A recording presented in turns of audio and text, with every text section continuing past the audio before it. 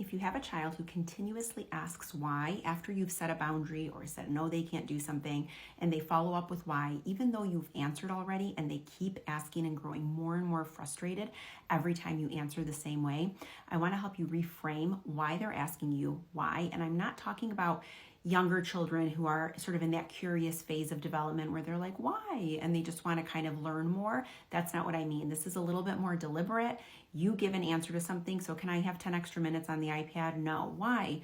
Because it's getting late and I need you to get ready for bed. But why? But why? I want to. That's the situation I'm describing.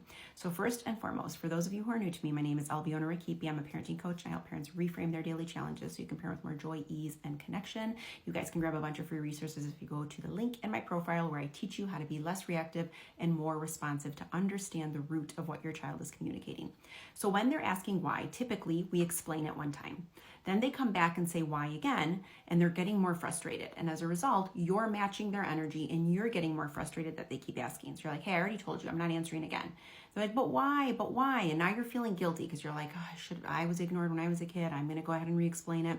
So now we explain again, and we do this back and forth until eventually everybody escalates, and now we're starting to threaten. If you ask me that one more time, and now we're getting mad, and our child is getting more and more dysregulated the further this goes.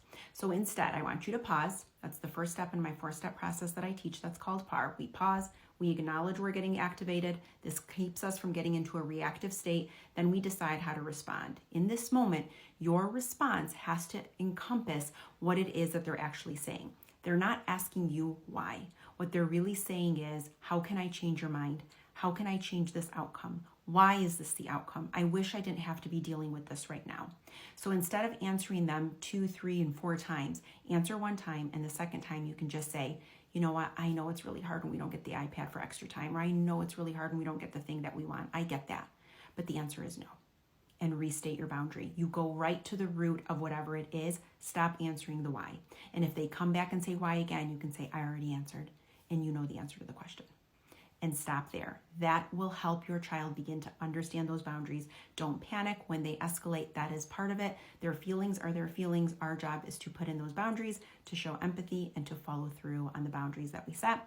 For more information, like I said, you guys can grab some free resources in the link in my profile.